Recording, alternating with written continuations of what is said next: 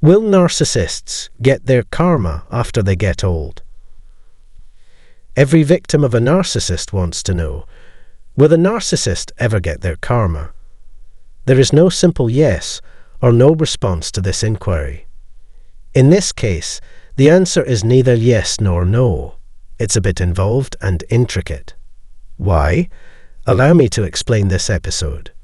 Karma and narcissists are the topics of today's show. Will they understand? Yes. If you find this topic intriguing and would like to learn more, you can do so by pressing the subscription button and then the B button. Current events as posted by me. To begin, let's establish some ground rules. Most narcissists get away with the damage they cause and keep their wealth, so if I told you they always get what they deserve, I'd be lying. On the other hand, it wouldn't be fair of me to claim that they don't deserve their karma. Why? Because they've all reached old age, and as everyone knows, old age brings frailty and exposure. Consequently, they have the least influence on the people and places around them. In order to elicit a proper response, we must first alter the question. The question we should be asking is not whether or not narcissists will get their karma, but rather whether or not they are getting it now. Their very existence is their karmic payback. Exactly how and why. I'll explain it to you in a moment. First, they don't exist outside of a made-up universe. Thus, everything that happens to them is karma. The foundation of their existence is a lie. Consider this as a kid who, in an effort to hide their true identity, crafted a persona to fool everyone. They are full to the brim with the humiliation, guilt, and other unpleasant feelings that they have avoided facing in their genuine selves. They went the easy route. They picked up on how to manipulate others. They had already determined that using deception, lies, and deliberate misinformation to advance their goals would be the most effective strategy. This is what they would choose to do, and it's what they're doing now and for the rest of their lives. However, there was a price to pay for it. They severed ties with who they really were. They plateaued as a result of a snag in their maturation.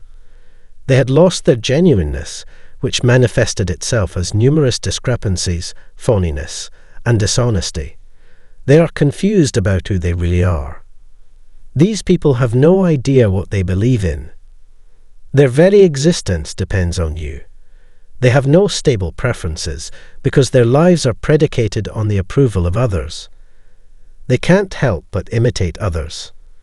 They are so desperate for acceptance that they will not stop reflecting the society around them. Nonetheless, they would rather believe that it is entirely theirs. They have formed a fake self out of their trauma, or whatever you want to call it, and it is perfect. Everything wrong with the situation is due to other people or other things. It can do anything it wants.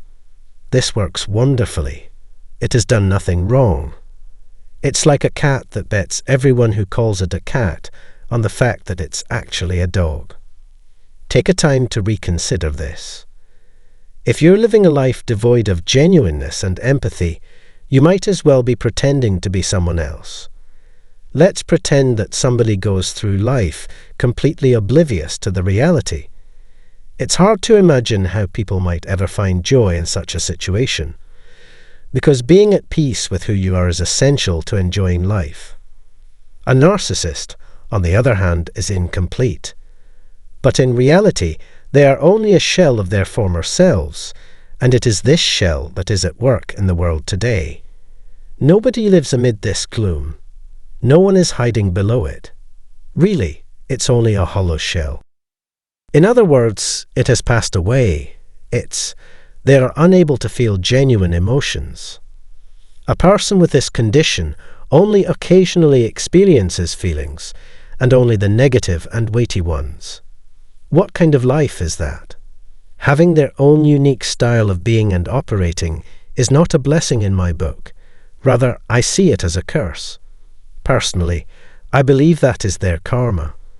The second reason this person's life is their karma is that they never get to feel genuine love, compassion, caring, or understanding from another human being. They are trapped inside their own minds and never given the chance to explore the world.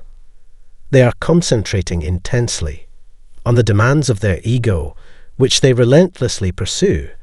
That's the main goal after all. Success is never the goal. It's never about them just being, and they never really pay attention to themselves or the people around them. They're continuously evolving, always on the lookout for the next prey. As a species, they never stop looking for prey. They are constantly on the lookout for more of whatever it is they crave, whether it be attention, admiration, acceptance, adulation, or affirmation. Like a puppet on a string, they move in response to the attention of others around them, even though they desperately wish to think otherwise. They prefer to imagine the exact opposite of what is true, even though you and I both know that this is not the case. It's founded on their lies and ignorance. This means they will never know what it's like to fall in love. You can't truly live your life to the fullest if you never feel love. Love is a supreme and enormous feeling. In the maximum possible range, it vibrates. And if you have never experienced or given love, you have no idea what it is like to truly live. As a result, a narcissist is leading a false and unfulfilled existence, since they have no concept of what it means to be real, caring, or empathic toward others. All these presents have been taken away from them. Also, as a form of punishment, they are forced to spend their lives in total isolation. It's like being trapped inside your own head and body, with no way in or out. That's exactly the kind of predicament in which a narcissist finds themselves. Karma has it that they will never be able to play the part they dream of. People who feel this way are envious of those who have achieved what they desire, but lack the resources to accomplish so on their own. It's tragic that they can't be happy even for themselves. The third reason narcissists always get what they deserve is that they believe their current level of strength, competence, and omnipotence is permanent. Unfortunately, that is not the case. Life's cruel irony is that as it progresses, you gradually weaken and eventually pass away, losing your physical and mental capacities along the way. When the narcissist ages, though, they are taken aback by the truth. As he was getting older, my grandfather told me, I used to be very robust. The sound of my voice used to send people running in terror. Whatever it was, I wasn't expecting it. How I can be so feeble is beyond me, and that comes as a complete surprise to them. To them, the very idea of weakening is terrifying, as it would make them open to attack. And yet, at the same time, being subject to external authority, their karma manifests itself in their advancing years, as they lose their luster with age. They waste the surplus on the tactics they employ to lure victims and exploit them. That's when they start to get resentful. Naturally, ugliness, rottenness, despair, and unresolved wrath rise to the surface, and you need them. Just a gentle prod, and you'll find yourself face to face with a narcissist who is entirely out of control, quite animalistic in nature, and completely preoccupied with his or her own ego. That's their fate, because what kind of life do you have to have lived to be that unhinged, chaotic, and uncontrolled in a time when you should be at the pace? Present circumstances force you to make do with what you have available. Conducted in the past, it's time to get even now. Obviously, by the time they reach old age, they have done a great deal of damage. But ultimately, the blame falls on them. Age makes them bitter because they lose their physical power, mental acuity, and the capacity to influence other people. When everyone, even their golden children, leaves, they become more violent and eventually die out. This is the final and fourth reason. Take a good look at it. You give it your all to give them everything you can to the connection. You provided them with numerous opportunities to succeed. You started to act as their doormat. They got what they wanted out of you because you did it. To put it simply, you went above and above. You were hoping it would make them feel better. It seems like you made an effort to help them get better. You showed them extraordinary sympathy, generosity, and consideration. You acted with kindness. You gave them a piece of yourself, your very essence. You invest a great deal of time and energy into the individual in the hopes that they would finally see the truth and value in the relationship. And I could possibly like you. What more can anyone else give the narcissist that you haven't already? It's too bad a narcissist couldn't feel any of it. They treated you as though you were nothing more than a thing, and they used you because they believed it was their right to do so. Their assumption was that you were being vulnerable. Forgiving their cruelty and showing them compassion, even though they have no idea what a precious diamond they have thrown away. They had no idea that being heard, held, and loved was one of the greatest gifts someone could give.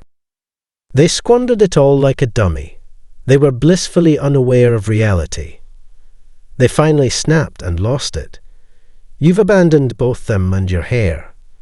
Taking in this episode, hearing my voice, and understanding that this is not your fault. If there is anyone who has suffered a loss, it is a narcissist, for they have lost the greatest thing that they could have ever acquired or experienced. This is their karma, summed up. The life of a narcissist is one of tedium and monotony, with little excitement or interest in anything beyond the superficial. And that's a dreadful way to live. What they are left with is their karma, which is to live their life. I really do hope that this episode was useful to you and that it brought you some much-needed comfort. Please let me know in the comments if you did. Also, please subscribe and tell your friends about this episode. There needs to be a meeting soon, and I want to talk to you.